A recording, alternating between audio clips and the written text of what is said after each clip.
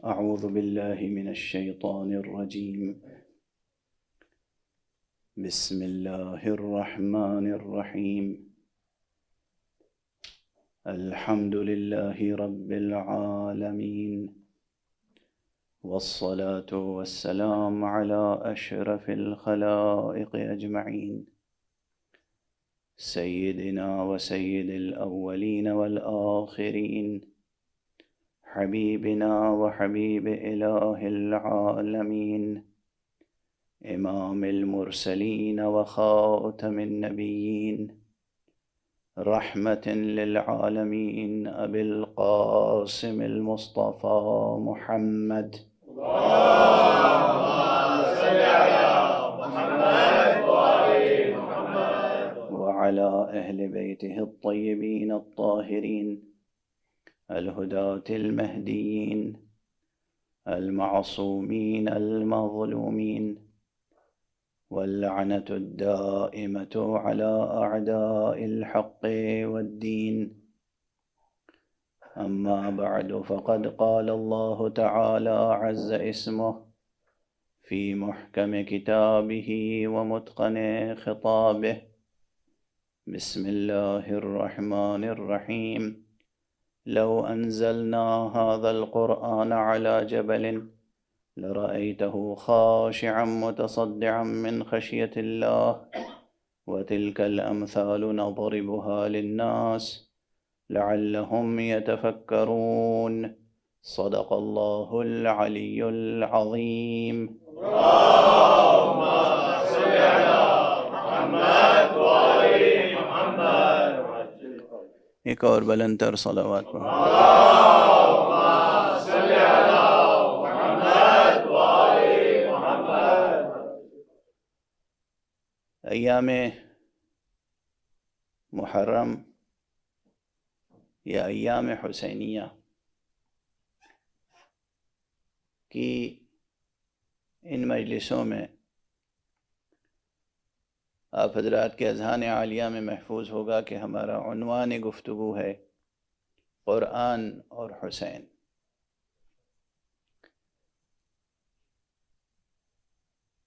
متعدد بار عرض کیا میں نے آپ کے سامنے کہ یہ اس وقت کی ضرورت ہے، مگر ابھی مجھے خیال آتا ہے کہ یہ تو قیامت تک گزرنے والی ہر ساعت میں تقریر کرنے والا یہ کہہ سکتا ہے کہ یہ اس وقت کی ضرورت ہے. یہی تو قرآن کا اعجاز ہے. یہ خود قرآن مجید کا ایک اعجاز ہے.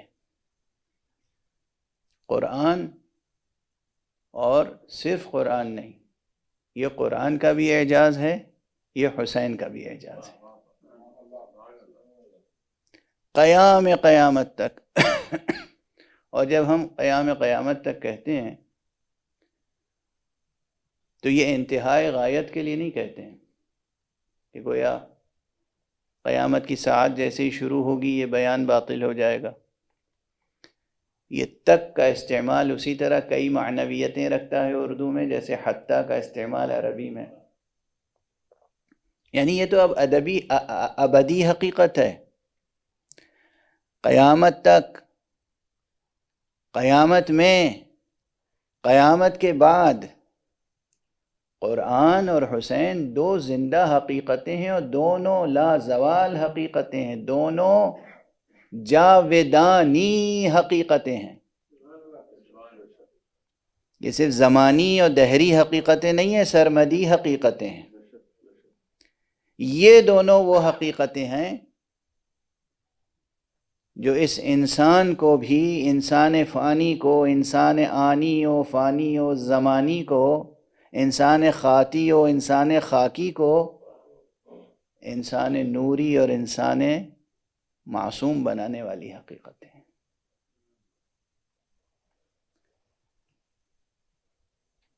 کل گفتگو اس منزل تک پہنچ گئی تھی کہ قرآن مجید ایسا معجزہ ہے جو غیر خدا پیش نہیں کر سکتا. میں نے قرآن مجید کی ایک آیت کی تلاوت کی تھی آپ کے سامنے کہ وَمَا كَانَ هَذَا الْقُرْآنُ أَن يُفْتَرَى مِن دُونِ اللَّهِ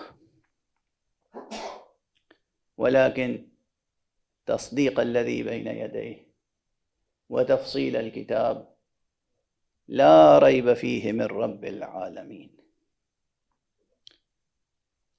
اب میں آیت کی تلاوت کر کے آگے بڑھ جاتا ہوں، ورنہ ایک ایک آیت کے ایک ایک کلمے پہ گفتگو ہو تو عشرہ تمام ہو جائے۔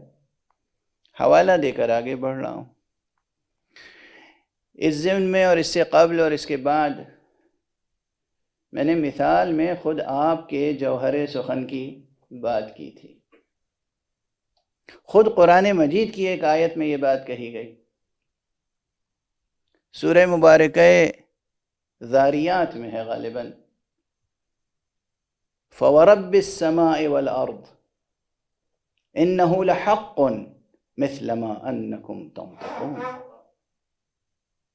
قسم ہے رب سماء و ارض کی، آسمان اور زمین کے رب کی قسم ہے، یہ برحق ہے، انہ لحق مثل ما انکم تنطقون، جس طرح تم گفتگو کرتے ہو، یہ جو تمہارا نطق ہے۔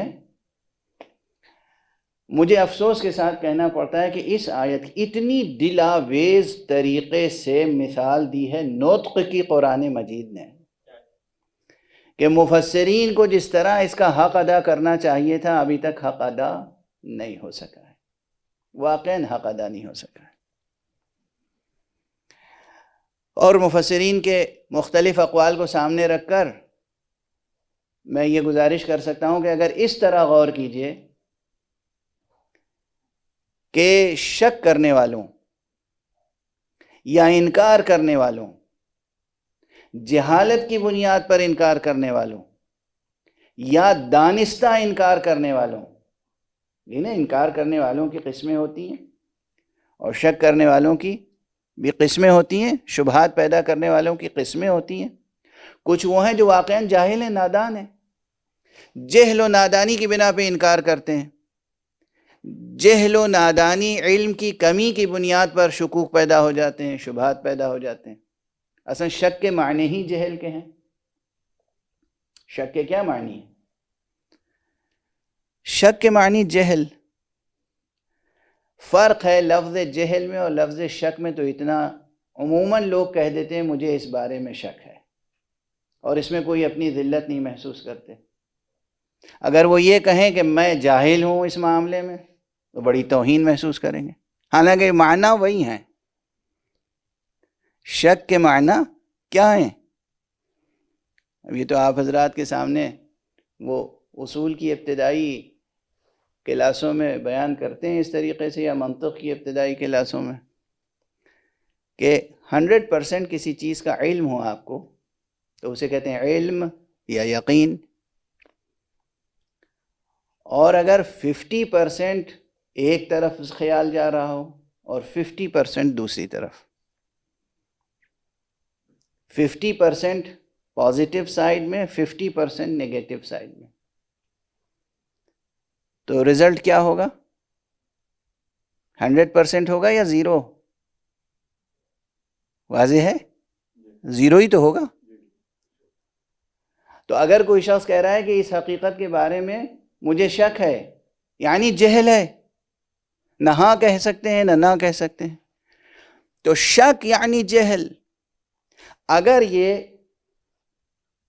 50% سے زیادہ ہے، 51 سے لے کر اور 99 تک، اسے کہتے ہیں ظن اصطلاح میں۔ میں اس بات کا ظن رکھتا ہوں، یعنی میں اس بات کا گمان رکھتا ہوں، خیال رکھتا ہوں کہ یہ اس طرح سے ہے، لیکن ظن کہہ رہے ہیں جب تک اس کے معنی ہے کہ 100% یقین نہیں ہے۔ بہرحال یہ تو ضمنی طور پہ بات آ گئی۔ اسلام کو نہ ظن پسند ہے اور نہ شک۔ اسلام علم کی دعوت دیتا ہے، علم اور یقین، علم اور یقین۔ اللہ اکبر، ایک جملے میں بات کہاں سے کہاں چلی جاتی ہے۔ جس چیز کو آپ حضرات، عموماً انسان، آپ حضرات کو تو میں نہیں کہوں گا، جو لوگ سرشار ہیں بادہ معرفت قرآنی سے، جو لوگ مست بادہ غدیر ہیں،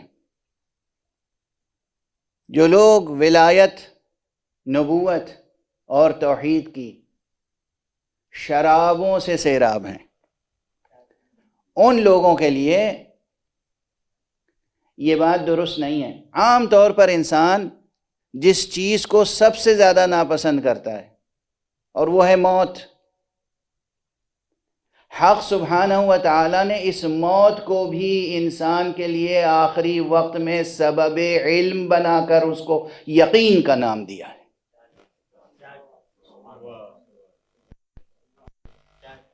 قرآن مجید میں موت کا نام یقین ہے۔ اپنے رب کی عبادت کرو کب تک؟ حتیٰ یأتیک الیقین۔ یہ حتیٰ یأتیک الیقین، یقین سے کیا مراد ہے؟ مفسرین کہتے ہیں مراد ہے موت۔ موت کو یقین کس لیے کہہ رہے ہیں؟ بظاہر تو جو کچھ دنیا میں علم حاصل کیا تھا وہ بھی موت کے ساتھ ختم ہو جاتا ہے۔ قرآن کہے گا یہ تمہارا مادی نظریہ ہے، دنیاوی نظریہ ہے، ظاہری نظریہ ہے۔ وہ پروردگار جو خالق حیات و موت ہے وہ یہ بتانا چاہتا ہے کہ تمہاری روح کا سفر اس بدن کی موت کے ساتھ ختم نہیں ہو جاتا، بلکہ روح باقی رہتی ہے، اور علم چونکہ وہ مقولہ ہے جس کا تعلق بدن سے نہیں روح سے ہے، اس لیے روح جب باقی ہے تو وہ ماورائی حقیقتوں کو موت کے وقت دیکھتی ہے اور یقین حاصل کر لیتی ہے۔ وہ تمام مسائل جن سے آپ ناواقف تھے، نامرئی تھے، نامشہود تھے، جو چیزیں آپ کو نظر نہیں آ رہی تھیں ان ظاہری آنکھوں سے، جو آوازیں آپ کو سنائی نہیں دے رہی تھیں ان کانوں سے ظاہری، جن چیزوں کو آپ باور نہیں کر پا رہے تھے، جو چیزیں آپ کے شعور اور ادراک تک نہیں پہنچ رہی تھیں، یا آپ کا شعور اور ادراک ان چیزوں تک نہیں پہنچ رہا تھا، ادھر مادے کا پردہ ہٹا، ادھر روح بے حجاب ہوئی، ادھر وہ حقیقتیں اس کے سامنے تجلی بار ہوتی ہیں، اور روح پھر شک اور ظن کے دائرے سے نکل کر یقین کی منزل پہ آ جاتی ہے۔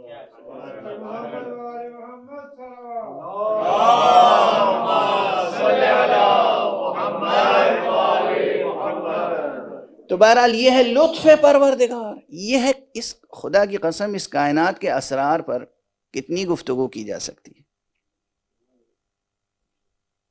قیامت تک آنے والی آدم علیہ السلام کی تمام نسلیں، تمام جینیس، تمام ذہین افراد ختم ہو جائیں گے، مگر اسرار خداوندی ختم ہونے والے نہیں۔ اسرار الہی۔ بہرحال تو یہ تو نظام الہی ہے کہ وہ جہل کو پسند نہیں کرتا آپ کے لیے، نادانی، جہل، شک، شبہ۔ قرآن مجید اور قرآن مجید جب کہہ رہا ہوں اس وقت تو یہ ایک علامت ہے تمام کلمات الہیہ کی، اور جب حسین کہہ رہا ہوں تو حسین بھی ایک علامت ہے۔ حسین ایک فرد نہیں ہے، ایک علامت ہے محمد سے محمد تک آنے والے تمام نظام ہدایت کی۔ ایک صلوات پڑھ دیجئے محمد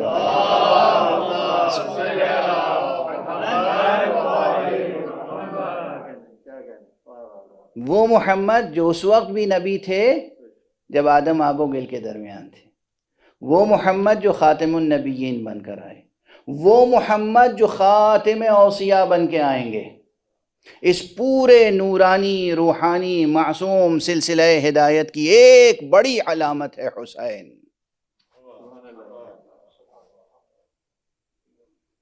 اور جس طرح حق سبحانہ و تعالیٰ کے صفات میں سے ایک صفت یہ ہے کہ وہ صادق ہے، اور صادق کہتے ہیں اسے جس کے قول اور فعل میں تضاد نہ ہو، تناقض نہ ہو، ٹکراؤ نہ ہو، مکمل وحدت ہو۔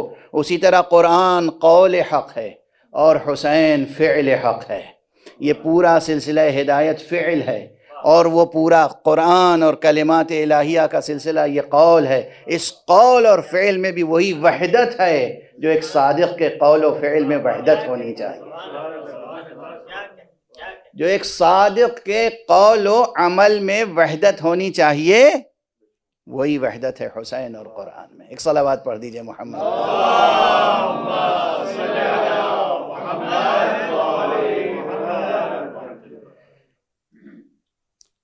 ٹھہر کر ذرا، چونکہ زیادہ توجہ ہمیں کسی سبب سے قرآن مجید سے متعلق مباحث پر دینی ہے، تو میں عرض کرتا چلوں کہ قرآن مجید کے اعجاز کے پہلو پر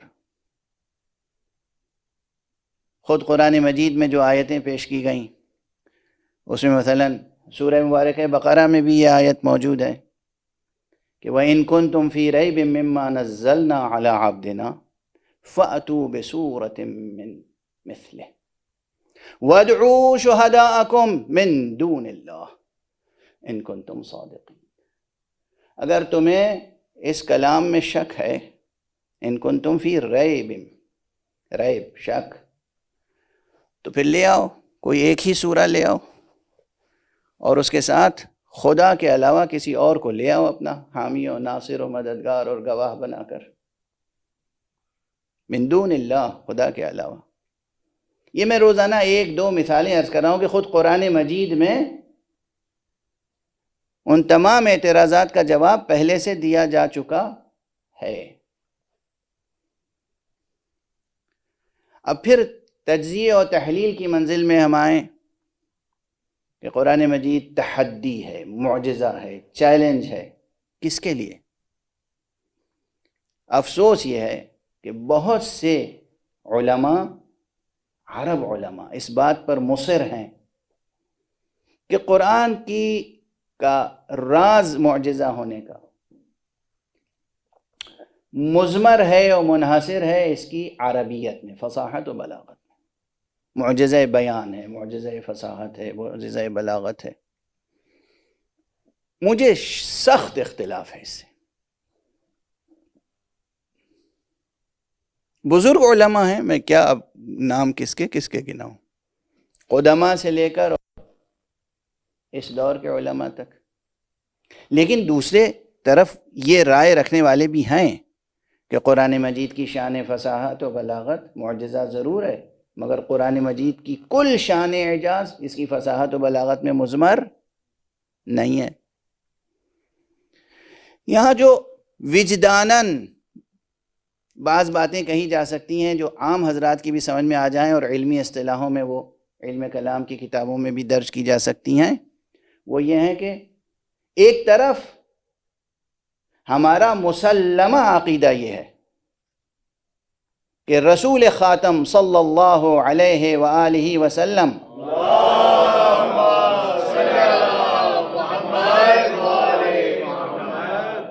تمام عالمین کے لیے معلم ہیں، معلم انسانیت ہیں، تمام عالمین کے لیے پیغمبر ہیں، خاتم النبیین ہیں، قیامت تک آنے والے تمام انسانوں کے لیے.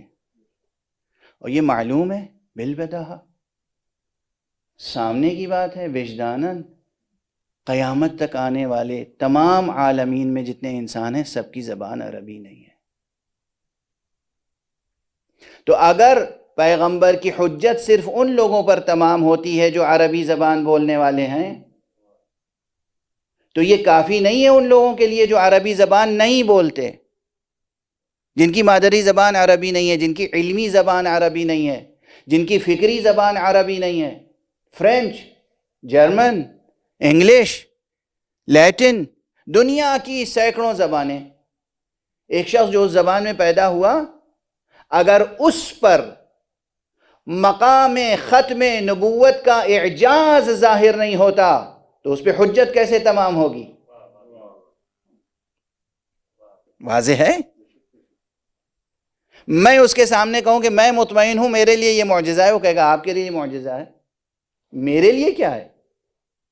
اس کے معنی یہ ہے کہ مقام ختم نبوت کا اعجاز، چیلنج، تحدی کرۂ ارض پر پائے جانے والے اور پیدا ہونے والے ایک ایک فرد پر تمام ہونی چاہیے.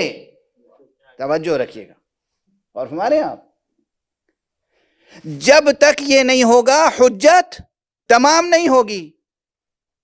جب تک حجت تمام نہیں ہوگی یہ شخص، یہ مکلف، یہ انسان حضور حق میں عذر پیش کر سکتا ہے. اللہ سبحانہ و تعالیٰ کسی کو کہے گا اسے شرک کے الزام میں جہنم میں ڈال دو، اسے کفر کے الزام میں جہنم میں ڈال دو، اسے گناہوں کے الزام میں کے جرم میں جہنم میں ڈال دو. وہ کہے گا کہ مجھ پر حجت تمام نہیں ہوئی تھی، مجھے نہیں معلوم تھا میں یہ جو کام کر رہا ہوں حلال ہے یا حرام، مجھے نہیں معلوم تھا کہ یہ دلائل توحید کیا ہیں، مجھے نہیں معلوم تھا دلائل نبوت کیا ہیں. دنیا کا کوئی قانون نادان کو سزا دینے کے لیے راضی نہیں ہوتا، تو وہ رحمان و رحیم، وہ رؤوف و کریم کیسے کسی جاہل و نادان کو سزا دے سکتا ہے؟ اس کے معنی یہ ہیں کہ مقام ختم نبوت، بار بار یہ اصطلاح یاد رکھیے گا، مقام ختم نبوت کا اعجاز، اس کی حجت، اس کی تحدی، اس کا چیلنج پورے کرۂ ارض پر پیدا ہونے والے. اور یہ تو ہم کرۂ ارض کی بات کر رہے ہیں کیونکہ ہم کرۂ ارض پر ہیں. اگر بحث کو اور وسیع کر دیا جائے اور یہ فرض کیا جائے کہ کسی اور سیارے پر بھی آبادی ہوگی اور مصطفیٰ صلی اللہ علیہ وآلہ وسلم خاتم النبیین ہیں،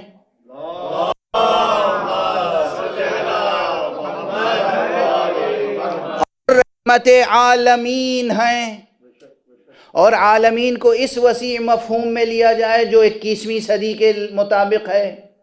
غور فرما رہے ہیں آپ؟ تو اس کے معنی ہے کہ حجت مقام ختم نبوت کس کس پر قائم ہونی چاہیے، جبکہ سب کی زبان عربی نہیں ہے. اس کے معنی یہی ہیں کہ بات یہ نہیں ہے کہ شان اعجاز قرآن عربی زبان کی شان فصاحت و بلاغت تک محدود ہو.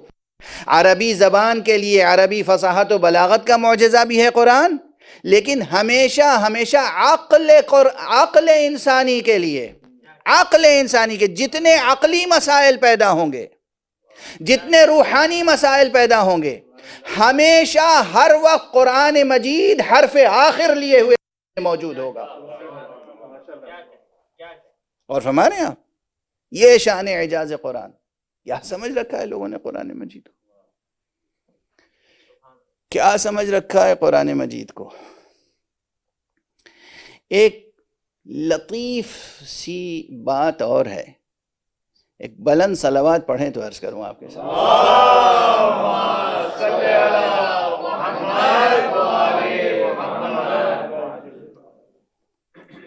یہ بات آپ حضرات کے ذہنوں میں ہوگی، میں بارہا عرض کرتا رہا ہوں اور غالباً گزشتہ چند شبوں میں بھی عرض کر چکا ہوں کہ معجزے دو قسم کے ہوتے ہیں، ایک قولی معجزہ، ایک فعلی معجزہ. عوام الناس فعلی معجزے کو بڑا معجزہ سمجھتے ہیں، توجہ رکھیے گا، اور قولی معجزے کو اصلا معجزہ ہی نہیں سمجھتے، یا فعلی معجزے کے سامنے مان بھی لیں تو وہ سمجھ نہیں پاتے کہ یہ کیسا معجزہ ہے. فعلی معجزہ کیا؟ فعلی معجزہ یعنی یہ کہ چاند کی طرف اشارہ کر دیا، چاند دو ٹکڑے ہو گیا. کوئی مانتا ہو یا نہ مانتا ہو، میں بہرحال اس معجزے کو مانتا ہوں. قرآن مجید میں موجود ہے سورہ قمر، اقتربت الساعۃ وانشق القمر. اور دوسرے انداز سے لوگ اس کی تفسیر کرتے ہیں، میں سمجھتا ہوں یہ تفسیر بالکل درست ہے، شق القمر سے متعلق ہے یہ. اور حضور علیہ الصلاۃ والسلام کے اشارے پر درخت کا اپنی جگہ سے چل کر حضور کے سامنے آنا اور پھر اشارہ کر دیا تو وہ اپنی جگہ واپس چلا گیا. یا مثلا حیوانات کی فریاد سننا، حیوانات کو کی مدد کرنا، سنگریزوں کا دست مصطفیٰ صلی اللہ علیہ وآلہ وسلم پر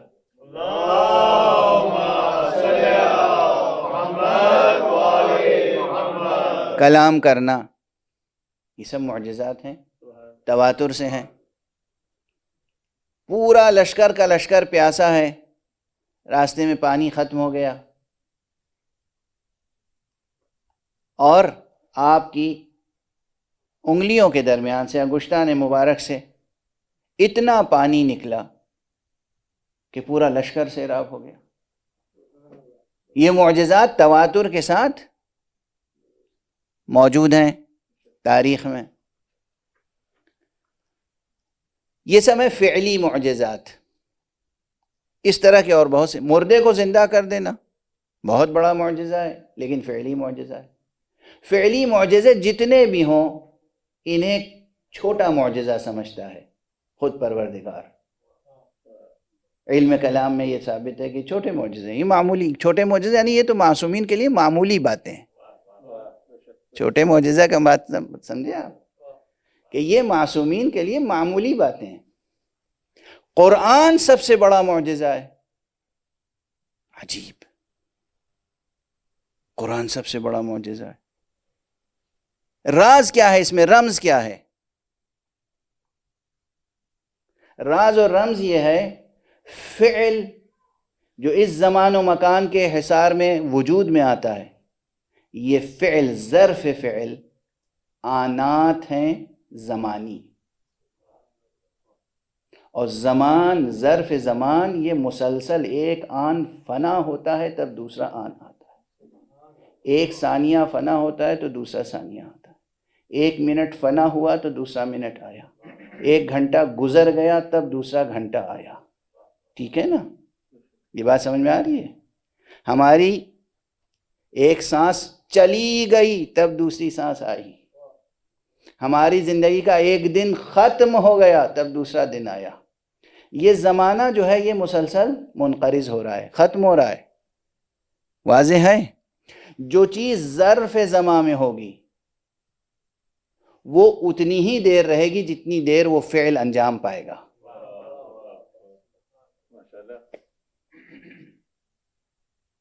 اور جب وہ فعل ختم ہوا تو اب وہ باقی نہیں رہ سکتا، ہے باقی جس ظرف میں ہے، جس نے رکھا ہے وہ الگ ایک بحث ہے۔ کوئی فعل نابود نہیں ہو رہا ہے، لیکن ہمارے لیے وہ کہیں اور محفوظ ہے، کہیں اور محفوظ ہے۔ دیکھیں یہ جو یہ تناقض نہیں ہے، یہ کانٹرڈکشن نہیں ہے۔ جتنے افعال ہیں وہ کسی اور طرح سے، کسی اور عالم میں، کسی اور ظرف میں محفوظ رکھے گئے ہیں۔ ہمارے افعال اور افعال کے آثار سب محفوظ ہیں، مگر ظاہری طور پر یہ ممکن نہیں تھا کہ چاند دو ٹکڑے کر کے اسی حالت پہ چھوڑ دیا جاتا۔ یہ ممکن نہیں تھا کہ انگلیوں سے پانی جاری ہوا ہے تو پھر وہ ہمیشہ جاری رہے، یہ ممکن نہیں تھا، حکمت کے تقاضوں کے مطابق نہیں تھا۔ لیکن قول جو نازل ہوا حق سبحانہ و تعالیٰ کا قول، یہ ہمیشہ کے لیے محفوظ رکھا گیا، اور اس کو بڑا معجزہ قرار دیا گیا۔ اب یہاں پر جو لطیف سا ایک جملہ کہہ کے آگے بڑھ جاؤں گا، باقی بحث کسی اور موقع پر، چونکہ بہت سی بحثوں سے گزرنا ہے۔ جتنے فعلی معجزات ہیں اور اس کائنات میں جو کچھ ہے مرئی اور نامرئی، یہ سب پروردگار عالم کے حرف کن کے نتیجے میں وجود میں آ رہا ہے۔ جو کچھ ہو رہا ہے حرف کن کے نتیجے میں، قول کن کے نتیجے میں، یعنی جتنے فعلی معجزات ہیں ان کے پیچھے بھی قول حق ہے۔ غور فرما رہے ہیں آپ؟ چاند دو ٹکڑے ہوا، اس دو ٹکڑے ہوتے ہوئے چاند دیکھا، یہ ایک فعل دیکھا، ایک معجزہ دیکھا دنیا نے۔ اس معجزے کے پیچھے کیا تھا؟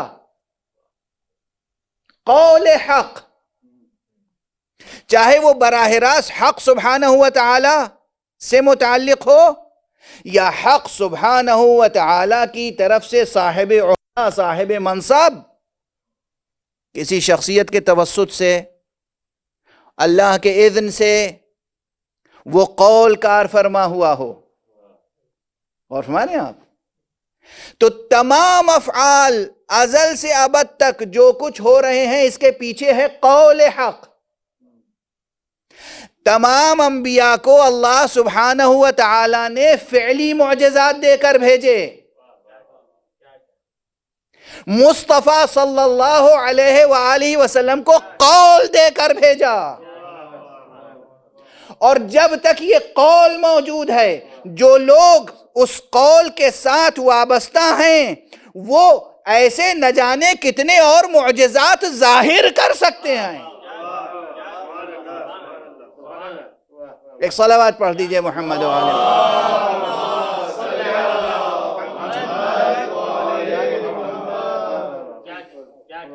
ہاں بس یہ ہے کہ ہر حافظ معجزہ نہیں دکھا سکتا، ہر مفسر معجزہ نہیں دکھا سکتا، ہر مولوی معجزہ نہیں دکھا سکتا. اور مولوی تو عاجزی دکھا سکتا ہے، معجزہ تھوڑی دکھا سکتا ہے.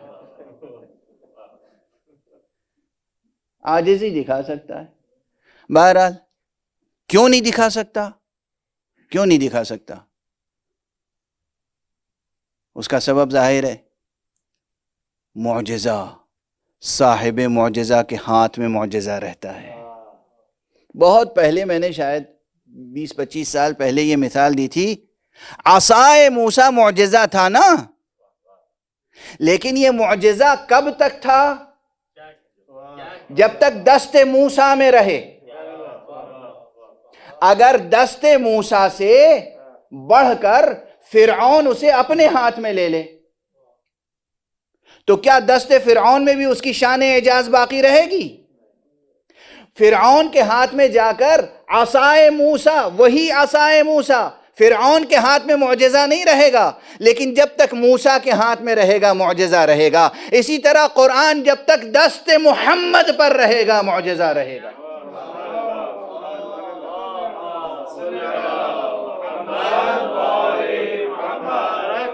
محمد و آل محمد بلندتر صلوات.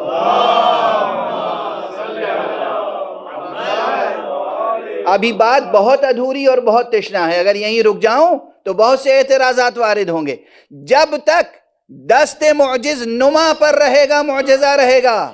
اب اگر آج بھی مسلمان یہ یقین رکھتا ہے کہ یہ معجزہ ہے تو اسے ماننا پڑے گا کوئی محمد بھی موجود ہے جس کی بنا پر یہ معجزہ ہے. اس کے معنی ہے جب تک قرآن رہے گا کوئی قائم رہے گا، جب تک کوئی قائم رہے گا قرآن معجزہ رہے گا. صلوات پڑھ دیں محمد و آلہ.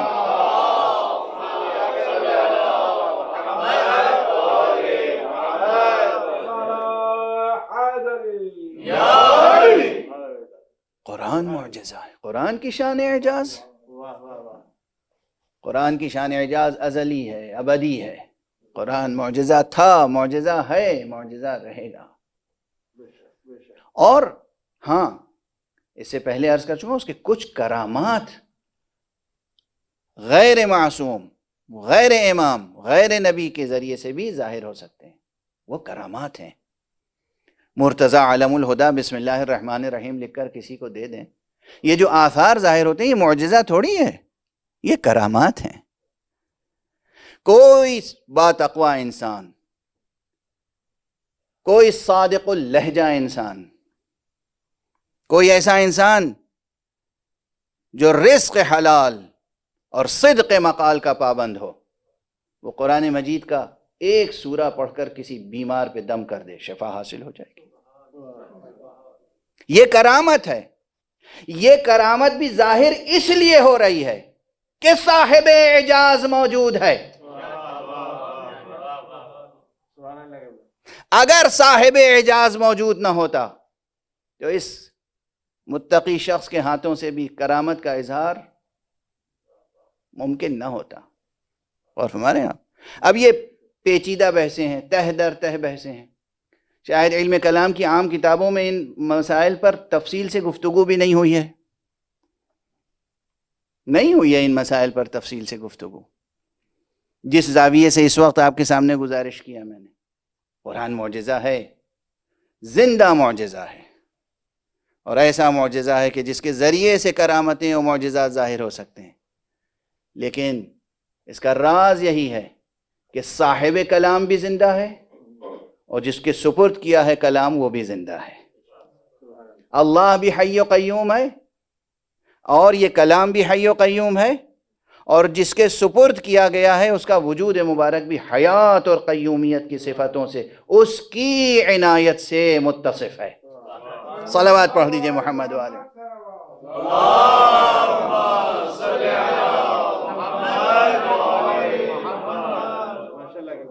یہ وہ فراز گفتگو ہے، یہ وہ فراز گفتگو ہے جس میں اگر غور کریں حضرات تو اس میں دعوت بھی ہے. دیکھیں تو صحیح قرآن مجید پڑھ کر،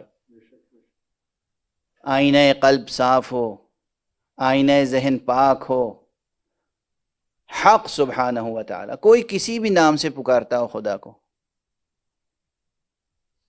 کوئی گاڈ کہتا ہو، کوئی ایشور کہتا ہو، کوئی اللہ کہتا ہو، کوئی خدا کہتا ہو، اصطلاحاً مسلمان ہو یا نہ ہو، ایک ارادہ اور نیت شرط ہے، اس کے اندر طلب حق ہو، حق کو جاننا چاہتا ہو، سچ تک پہنچنا چاہتا ہو، اور اس کے بعد وہ قرآن مجید کو پڑھے. ممکن نہیں ہے کہ اس کے اوپر حجت تمام نہ ہو جائے.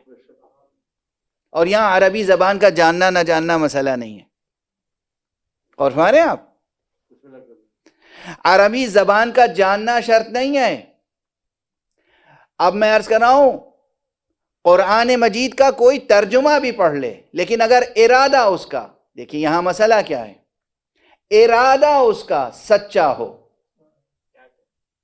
طلب دل میں حق کی ہو، حقیقت کو جاننا چاہتا ہو، پہلے سے کوئی تعصب کی عینک نہ لگی ہوئی ہو، پہلے سے وہ نیت میں کوئی خلل نہ ہو، کوئی کھوٹ نہ ہو نیت میں، وہ واقعاً سچائی تک پہنچنا چاہتا ہو، تو ممکن نہیں ہے کہ قرآن مجید سے توسل کرے، قرآن مجید سے ہدایت حاصل کرنا چاہے اور نہ ملے اسے ہدایت. ممکن نہیں ہے. یہ خود چیلنج ہے میرا. اور آج اس وقت جس وقت ہم سانس لے رہے ہیں، اس وقت 21ویں صدی کے اس مرحلے میں جب ہمارے ہندوستان میں قرآن مجید کے تعلق سے نہ جانے کس طرح کی باتیں کی جا رہی ہیں، ذرا پورے گلوب کی خبر لیں. امریکہ میں، کینیڈا میں، آسٹریلیا میں، افریقہ میں، یورپ میں، چین میں، کہاں کہاں کتنے افراد ایسے ہیں جنہوں نے قرآن مجید کا ترجمہ ہی پڑھا اور دل پہ ایسی تجلی حق کی ہوئی کہ مشرف اسلام ہو گئے. آپ اٹھا کر دیکھیں انٹرنیٹ پہ کتنی تفصیلیں موجود ہیں. ہاں اعتراضات کرنے والے بھی موجود ہیں، قرآن مجید کے خلاف بولنے والے بھی موجود ہیں، مگر وہ بھی موجود ہیں جو پڑھے لکھے دانشور، doctor, physician, engineer, philosopher, thinker, educationist, computer science کے ماہر، لیکن دل میں اگر طلب تھی حق کی اور ارادہ سچا تھا تو انہیں ہدایت ملی. شرط یہ ہے کہ دل کی نیت درست ہو. تو قرآن مجید ہمیشہ ہر فرد پر، کوئی کسی بھی فیلڈ کا ہو، اس کی سطح ذہنی پر، اس کی سطح علمی پر پہنچ کر قرآن مجید گفتگو کرتا ہے اور حجت تمام کرتا ہے. عموماً ہمارے عالم اسلام میں لوگ وہی جب سے میر شریف جرجانی اور عبد القادر اور عبد القاہر اور ان بزرگوں نے اعجاز قرآن اور دلائل الاعجاز اور ان تمام عنوانات سے قرآن مجید کی شان اعجاز پر تصنیفیں لکھیں اور تمام تر شان اعجاز کو فصاحت و بلاغت اور اس کے زیر زبر میں محدود کر دیا. تب سے اب تک اسی طرح کی باتیں اور اسی طرح کے دلائل دہرائے جاتے رہے ہیں، زیادہ تر دہرائے جاتے ہیں، نئی بحثیں ایڈ نہیں ہو رہی ہیں، اس میں کم ہو رہی ہیں، بالکل تو میں نہیں کہہ سکتا نہیں ہو رہی، کم ہو رہی ہیں، چونکہ توجہ کم لوگوں کی ہے۔ ورنہ قرآن مجید کے متعلق ایک ارشاد گرامی قرآن ناطق امیر المومنین علی ابن ابی طالب علیہ السلام کا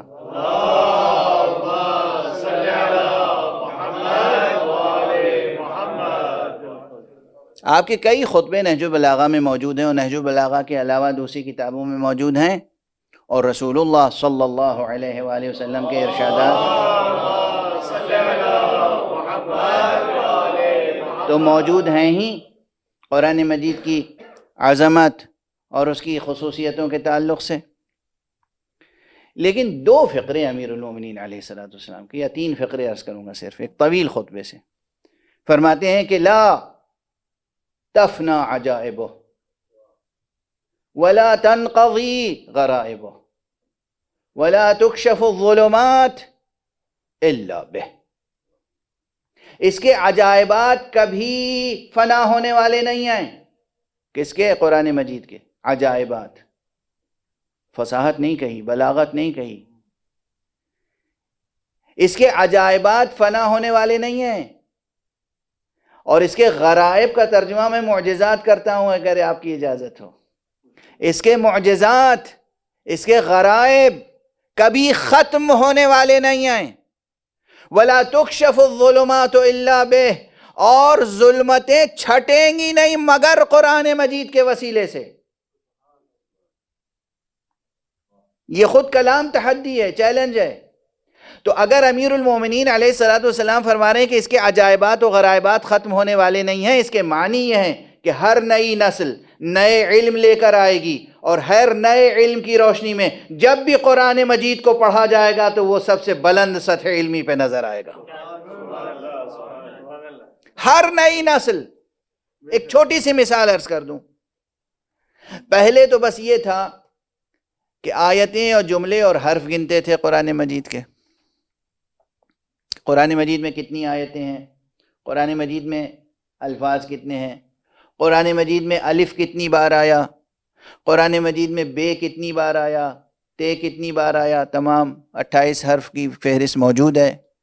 قرآن مجید میں زیر کتنی بار آیا، زبر کتنی بار آیا، پیش کتنی، یہ سب موجود ہے، انٹرنیٹ پہ جائیے مل جائے گا آپ کو، اور نہایت دقت کے ساتھ۔ اور یہ کمپیوٹر وغیرہ کی ایجاد سے پہلے کی بات ہے۔ لیکن کمپیوٹرز کی ایجاد اور اس کی ترقی کے بعد جیسے جیسے انسان کا ذہن ڈیجیٹل ہوتا چلا گیا، اب یہ بحث چھڑی الاعجاز العددی فی القرآن الکریم۔ یہ عنوان وہ تھا جو اس سے پہلے ذہن میں آ ہی نہیں سکتا تھا۔ جب یہ علوم سامنے آئے تب یہ عنوان سامنے آیا، نیومیریکل میریکلز، اعجاز عددی، اور اس پر کتنے لوگوں نے کام کیا۔ اب ضخیم کتابیں آ چکی ہیں کہ قرآن مجید میں عددی اعجاز کی شان کیسی پائی جاتی ہے۔ اس کے معنی یہ ہے کہ جب بھی کوئی نیا علم وجود میں آئے گا، اس علم کی روشنی میں جب بھی قرآن مجید کو پڑھا جائے گا تو قرآن مجید نئی روشنی بکھیرتا ہوا نظر آئے گا، نئی ہدایت کی راہیں روشن ہوں گی۔ ایک صلوات پڑھ دیجئے محمد و آل محمد۔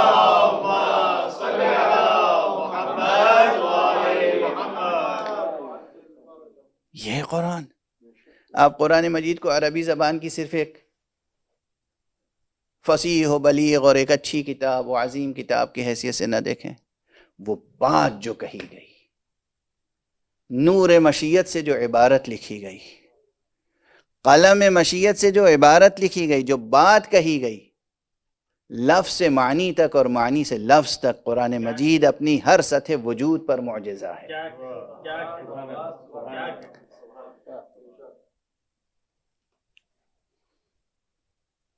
میں ایک بزرگ عالم دین کے محضر میں تھا اور انہوں نے مجھے یہ روایت سنائی۔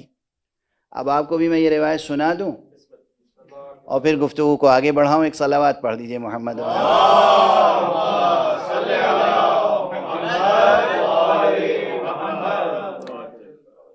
وہ مجھے فرما رہے تھے کہ تمہیں معلوم ہے کہ مولا امیر المومنین علیہ الصلوۃ والسلام نے کتنی بار سلونی سلونی کہا ہے؟ اور یقیناً میں اس وقت احاطہ نہیں رکھتا تھا اس حدیث کی تمام طرق و سلاسل و روایت پر۔ فرمایا 14 مرتبہ اپنی زندگی میں کہا ہے، 14 مختلف موقعوں پر، 7 مرتبہ مدینے میں کہا ہے، اور 7 مرتبہ مدینے کے باہر، کبھی بصرے میں کہا، کبھی کوفے میں کہا۔ ہمارے یہاں اور ہر مرتبہ سلونی کہنے کے بعد لوگوں نے سوالات کیے اور حضرت نے جواب دیے ہیں۔ اگر یہ سب جمع کر لیا جاتا تو قیامت تک کوئی علمی مسئلہ باقی نہ رہ جاتا، لیکن افسوس یہ ہے کہ وہ سب جوابات جمع نہیں کیے گئے، اور جو کچھ لکھے گئے وہ بھی بکھرے ہوئے ہیں، ابھی تک یکجا آپ کو کسی ایک کتاب میں آسانی سے نہیں ملیں گے۔ ہو سکتا ہے اب چونکہ بہت سی کتابیں ڈیجیٹلائز ہو گئی ہیں اور انٹرنیٹ پہ آ گئی ہیں تو آسان ہے تلاش کرنا اور کتاب تیار کرنا، تو بہت سے لوگ تیار کر سکتے ہیں۔ کہا ان تمام روایتوں میں انہوں نے فرمایا کہ ایک روایت میری نظر سے یہ گزری ہے کہ ایک مرتبہ امیر المومنین علیہ الصلوۃ والسلام مصحف لے کر ممبر پہ تشریف فرما ہوئے، مصحف ہاتھ میں لے کر، لکھا ہوا قرآن، اور کہا پوچھو مجھ سے، پوچھو، تم میں سے کسی کو کوئی سوال کرنا ہے پوچھو۔ ایک شخص نے اٹھ کے کہا، ایک سوال کیا، آپ نے مصحف کھولا اور کہا کہ اس سائل کا جواب دو، مگر کوئی آواز بلند نہ ہوئی۔ جس طرح انہوں نے روایت سنائی مجھے وہ عرض کر رہا ہوں۔ دوسرے نے اٹھ کے سوال کیا، کہا جواب دو، کوئی آواز نہیں آئی، کوئی جواب نہیں آیا۔ تیسرا اٹھا، کہا یا علی یہ کیا کر رہے ہیں آپ؟ ظاہر منافقین بھی تھے مجمع میں موجود، یہ کیا کر رہے ہیں آپ نے کہا سوال کرو، اور جب سائل سوال کر رہا ہے تو آپ اس کتاب کو کھول کے کہہ رہے ہیں جواب دو، آپ جواب کیوں نہیں دیتے؟ کہا بس یہی تو سمجھانا چاہ رہا تھا۔ اب تم خود اس نتیجے پہ پہنچ گئے کہ تم سوال کرو گے تو یہ قرآن تمہیں جواب اس طرح نہیں دے سکتا جس طرح یہ علی ابن ابی طالب جواب دے سکتا ہے، اس لیے کہ اصل میں ہوں قرآن ناطق۔ صلوات پڑھ دیں محمد و آل محمد۔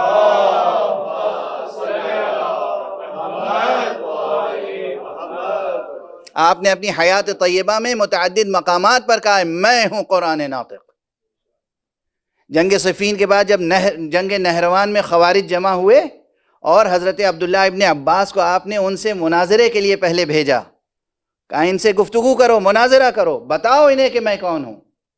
یہ جو قرآن مجید نیزوں پہ بلند کیا گیا تھا اس فریب میں آ گئے ہیں، اور اب جو قرآن مجید کے علاوہ کسی بات کو سننا نہیں چاہتے، ان سے سیرت مصطفیٰ کی روشنی میں گفتگو کرو اور بتاؤ کہ میں ہوں قرآن ناطق۔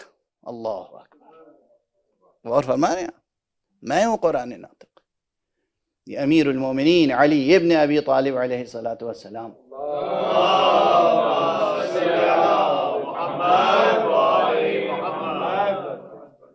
کی شان ہے۔ اور اس وقت جو بھی موجود تھا وہ بہرحال امام کی حجت کا قائل ہوا، اور امام نے جتنے لوگوں نے سوالات کیے تھے ان کے جوابات عنایت فرمائے۔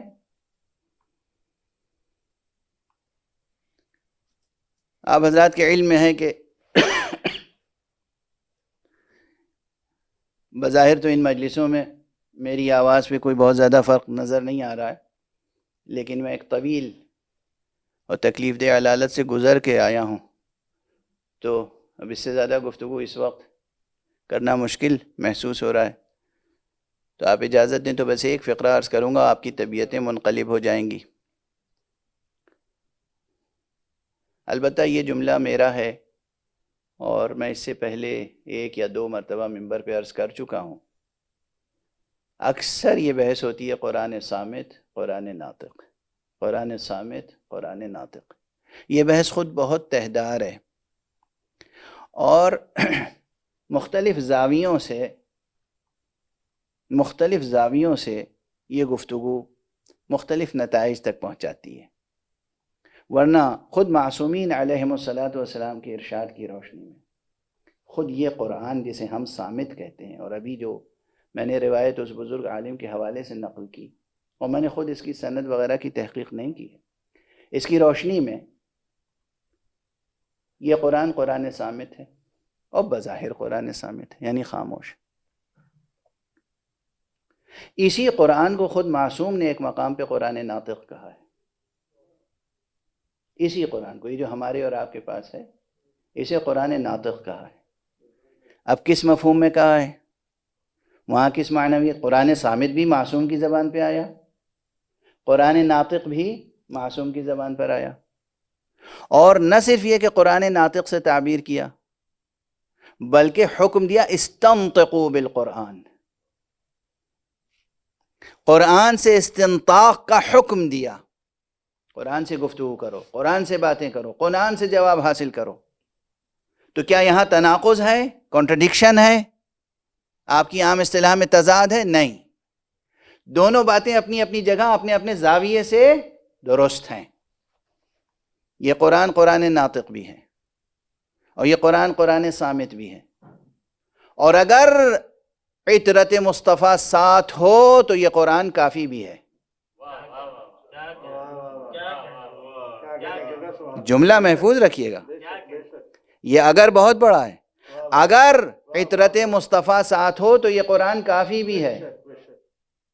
یہ میں کیوں کہہ رہا ہوں اگر ساتھ ہو؟ میں کون ہوتا ہوں شرط لگانے والا؟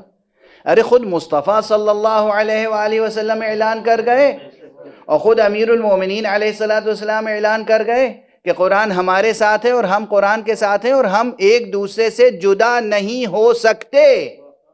تو جب جدا نہیں ہو سکتے تو انہیں جدا کر کے کسی ایک حصے کو اپنانے والا ایسا ہی ہے جیسے وہ مکمل قرآن سے دور ہو گیا ہو۔ لیکن یہ تمام باتیں اپنے پیش نظر رکھتے ہوئے اس فقیر کا یہ جملہ ایک بس سن لیں، اور بات باب مصائب میں داخل ہو جائے گی۔ اگر آپ سے کوئی پوچھے کہ اس قرآن کو آپ قرآن صامت کہتے ہیں اور محمد اور آل محمد کو قرآن ناطق کہتے ہیں، کیا سبب ہے؟ تو آپ کہیے گا اگر تاریخی واقعات تمہارے سامنے ہوں تو تم یہ سوال ہم سے نہیں کر سکتے۔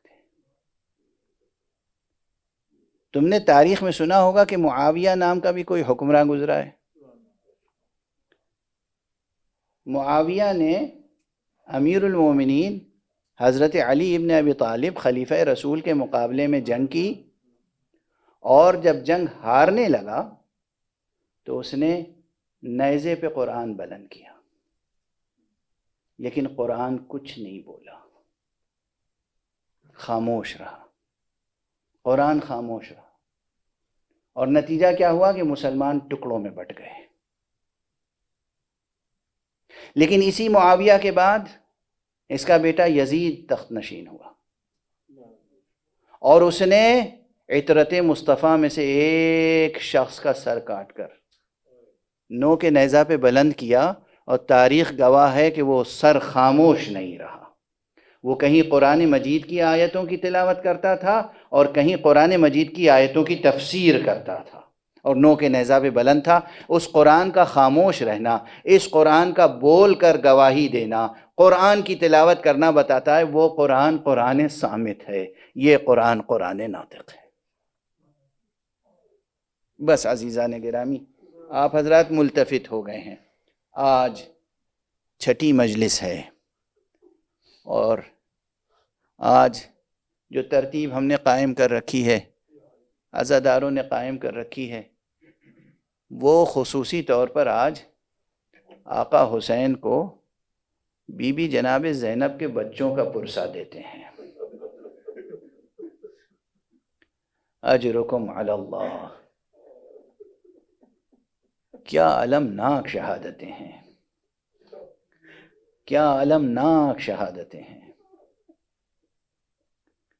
کیسی کیسی مائیں تھیں کربلا میں، کیسے کیسے بچے تھے کربلا میں، حسن میں، جمال میں، علم میں، ادب میں، عرفان میں، کس کمال کے بچے تھے جناب بی بی زینب کے بچے.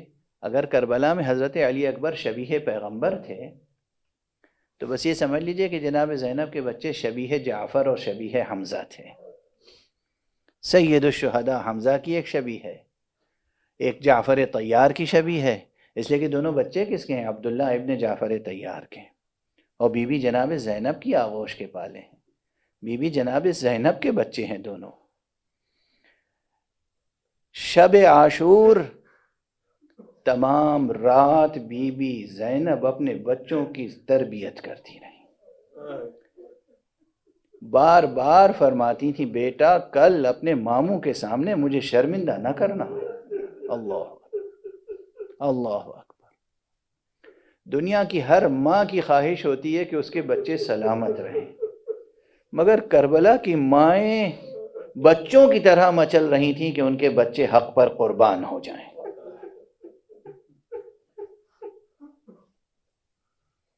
کربلا کن کن جہاد سے کربلا معجزہ ہے، کربلا کن کن جہاد سے معجزہ ہے. بڑوں کے لیے بھی درس عمل ہے، بوڑھوں کے لیے بھی درس عمل ہے، جوانوں کے لیے بھی درس عمل ہے، بچوں کے لیے بھی درس عمل ہے، خواتین کے لیے بھی درس عمل ہے. ایک مکمل عملی طور پر ایک مکمل قرآن ہے کربلا، سب کے لیے درس عمل، تمام احکام کا جامع، تمام احکام شریعت پہ روشنی ڈالنے والا واقعہ ہے یہ واقعہ کربلا. یہ الگ ایک موضوع ہے. کربلا کا فقہی مطالعہ کوئی کرنا چاہے تو کرے اس عنوان سے. اس فقیر نے تقریباً 30-35-40 سال قبل مقالہ لکھا تھا تفصیلی، کربلا کا فقہی مطالعہ.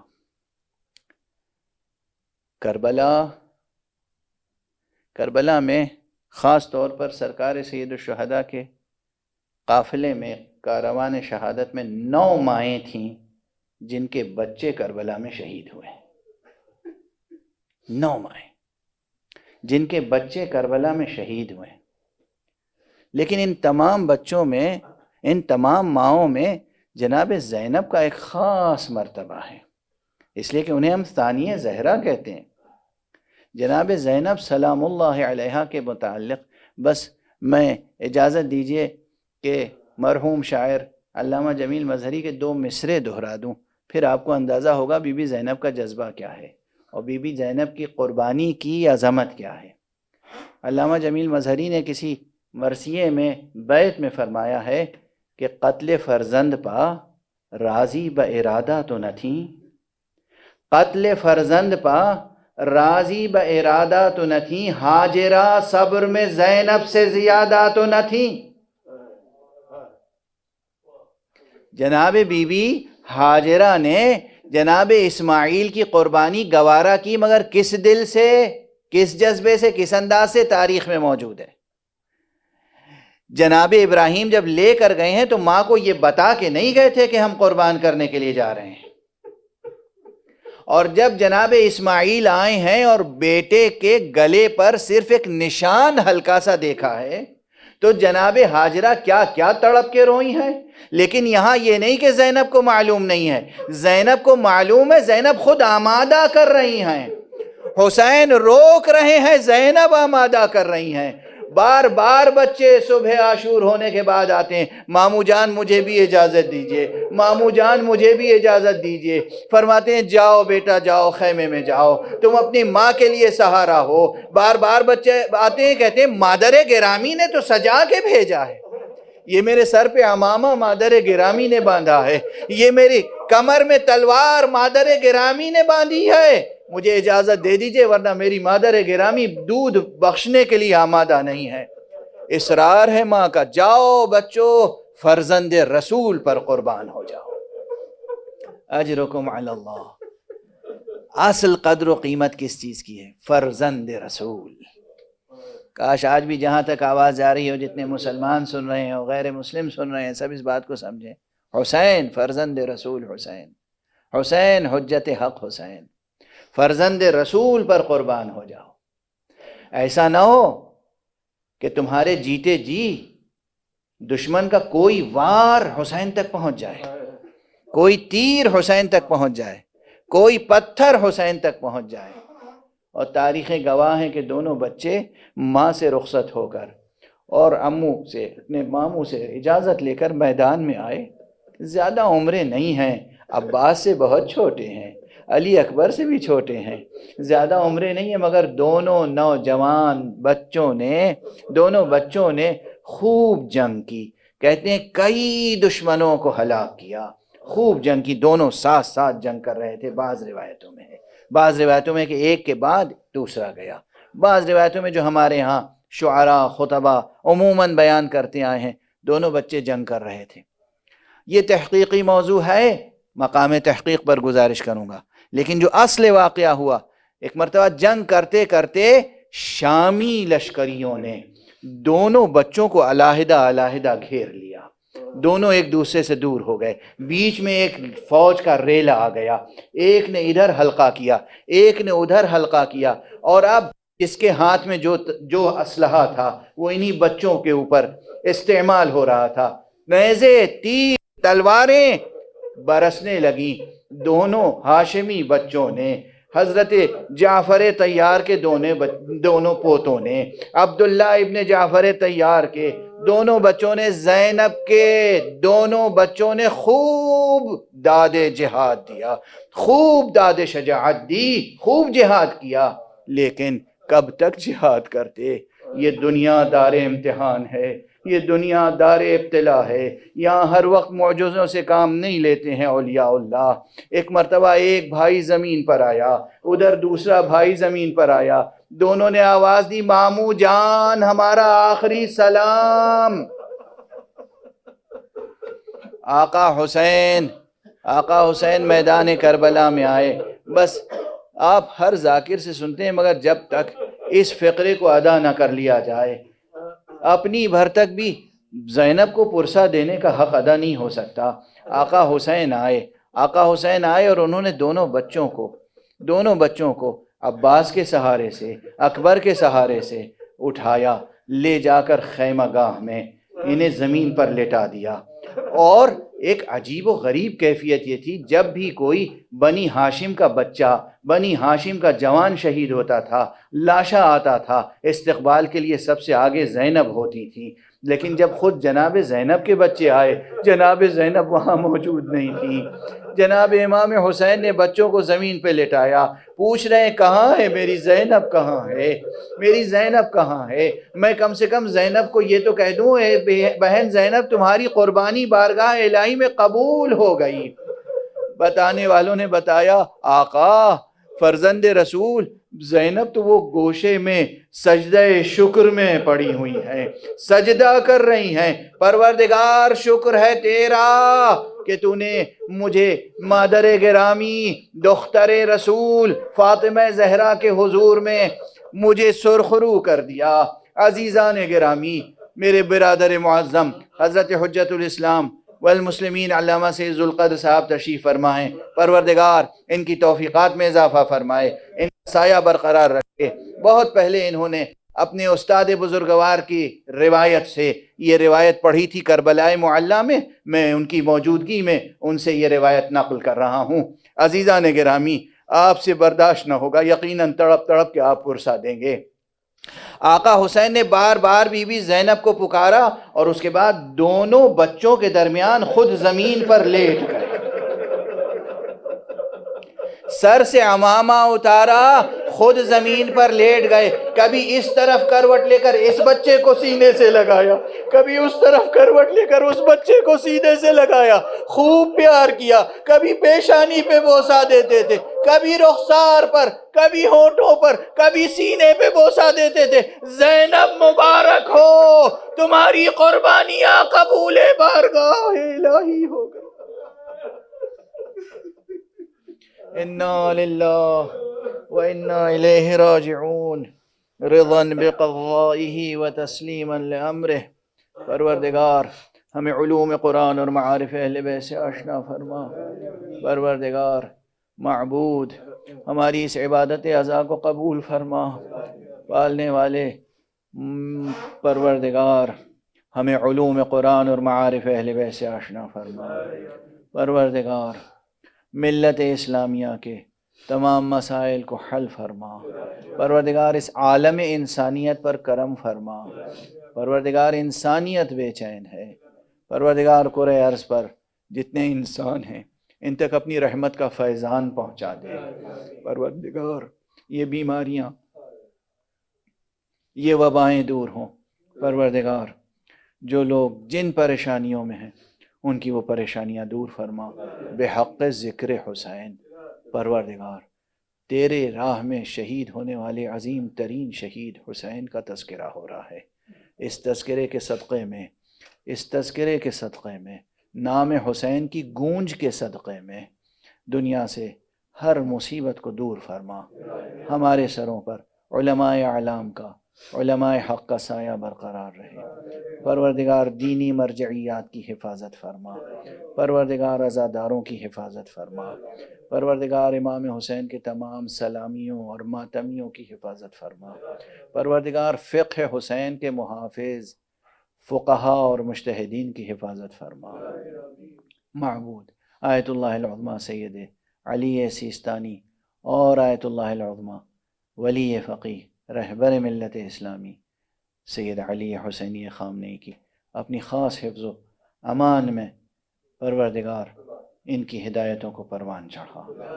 ملت کو تک ان کے فیوز و برکات پہنچتے رہیں۔